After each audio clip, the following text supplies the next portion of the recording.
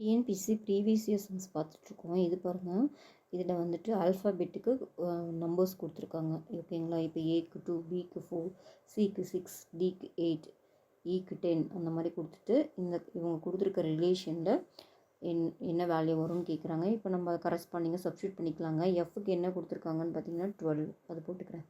ஓகேவா? டிவைட் கொடுத்துருக்காங்க. பி வந்து பார்த்திங்கன்னா 4 அது போட்டுக்கிறேன். ப்ளஸ் ஏக்கு என்ன வேல்யூ கொடுத்துருக்காங்கன்னு பார்த்தீங்கன்னா 2. ஓகேவா? இன்ட்டு டிக்கு என்ன கொடுத்துருக்காங்க 8 போட்டுக்கிறேன். ஓகேவா?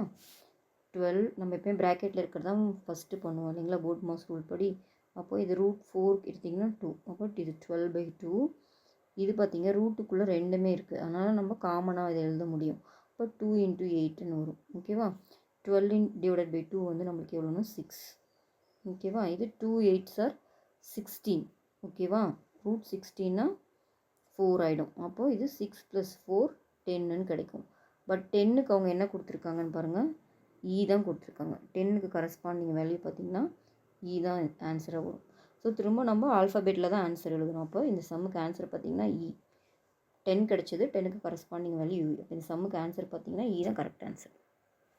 பாருங்கள், if A denotes plus, B denotes minus, C denotes multiplication, D denotes division, then what is the value ofன்னு ஒரு ரிலேஷன் கொடுத்துருக்காங்க. இப்போ இதுக்கு பார்த்து அந்த ஆல்ஃபாபெட்டிக் என்ன ஆப்ரேஷனோ அதை போட போகிறோம். சரிங்களா? 2. ஓகேங்களா? சிக்கு என்ன ஆப்ரேஷன் கொடுத்துருக்காங்க இன்ட்டு, அப்புறம் 15. பிக்கு என்ன கொடுத்துருக்காங்க -7. ஏக்கு என்ன கொடுத்துருக்காங்க ப்ளஸ், ஏக்கு 100. நெக்ஸ்ட்டு 7 + 100. நெக்ஸ்ட்டு டி வந்து டிவிஷன் /10. ஓகேவா? போர்ட் மாஸ் ரூல் படி முதல்ல டிவிஷன் தான் பண்ணுவோம். அப்போ இது 10 ஆயிரும்.